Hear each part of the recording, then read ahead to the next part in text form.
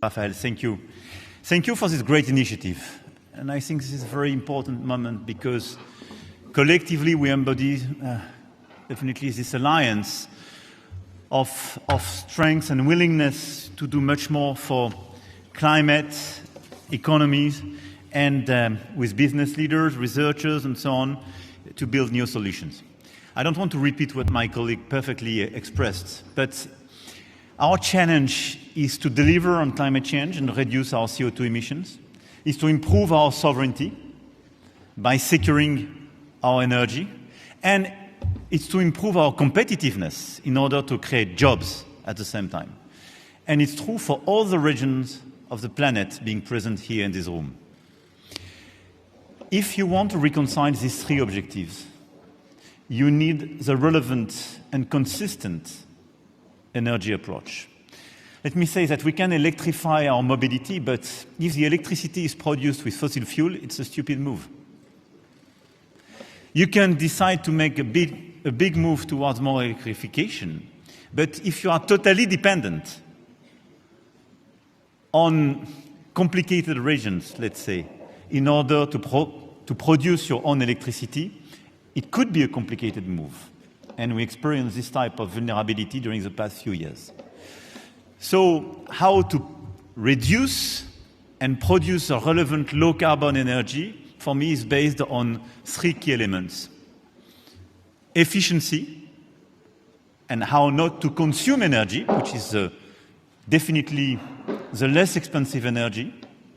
So innovation and efficiency. Second, renewables, which is a very smart way to produce low-carbon energy, but it's not pilotable, matter of fact.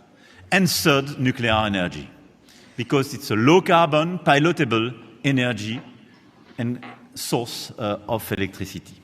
This is why the comprehensive approach, in order to deliver this agenda, is based for me on efficiency, renewables, and nuclear energy. And this is why this alliance is so important, and the commitment taken in COP28 is so relevant. In order to do so, I just want to add a few remarks in the line of my colleague. First, we have to produce much more capacities. In France, we will produce 9 gigawatts, it's already on track, and on top of that, I will announce 14 gigawatts on top of it. All in all, it's around 50 gigawatts for the European countries to be produced in the years and decades to come. But in all the regions of the world being present here, it's a very important source of energy. And from Caucasus to Asia, Latin America, obviously the US, this is a very important way to do it, and de facto to reduce cost. Second, financing. Cost of financing, Robert mentioned it, is a very important part of precisely the competitiveness of this type of project. This is why we have to put the European Investment Bank, but to streamline our regulatory framework, to be neutral from a technological point of view in all the different regions, and to attract a lot of private investments because it's a relevant move. Third, it's very important to secure as well the industry and all the blocks of the value chain. And de facto, energy could be a huge source of jobs creation, a huge source of industrial development, because we will create or recreate in the different countries a lot of this value chain and a lot of jobs in order to produce the nuclear plants, to secure them, and to be in charge of the full-fledged function. It's very important as well to secure this different block of the value chain. Fourth, competences. One of the big issues, and we had this problem during the past decade in France, it's when you have shortage in some competences. This is why, building this alliance and this commitment, we have now to be sure that we have the relevant planning in terms of education, training programs, to be sure that we have all the workers we need in order to produce. 5, waste management.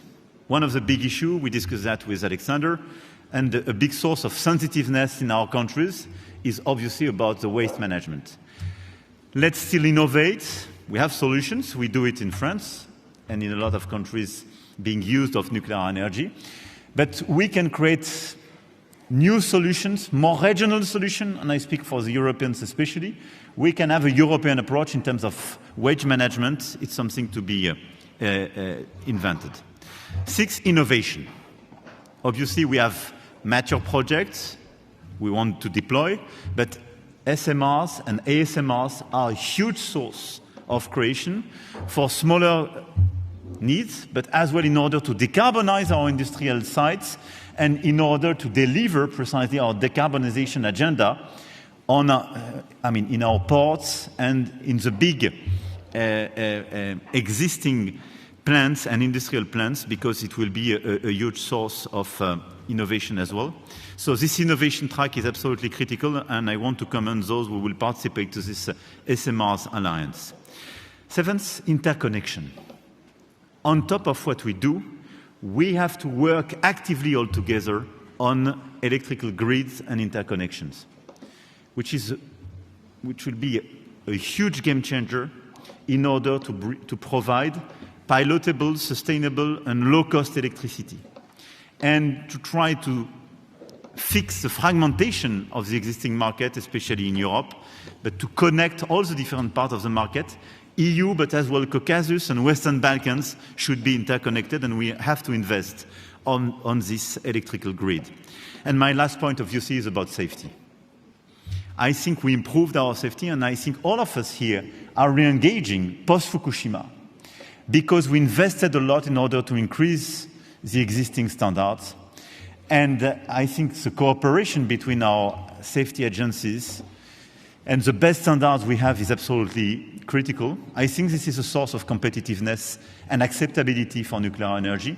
And I want to commend the role as well of the international agency, Cher Raphael, because from Iran to Zaporizhia in Ukraine and all the sensitive issues, having an independent international coordination through your agency is so important. Here were the key elements I wanted to mention on top of the remarks made by the colleagues. But I want to thank you here for your presence. But now let's deliver a very concrete and an action plan with the governments, with the agency, and I want to salute as well the l'Agence Internationale de l'Énergie, Cher Fatih, and all the business leaders and the researchers, because we have for decades now a huge agenda of growth, innovation, jobs creation, making us able to deliver our objective for carbon neutrality in 2050. Thank you.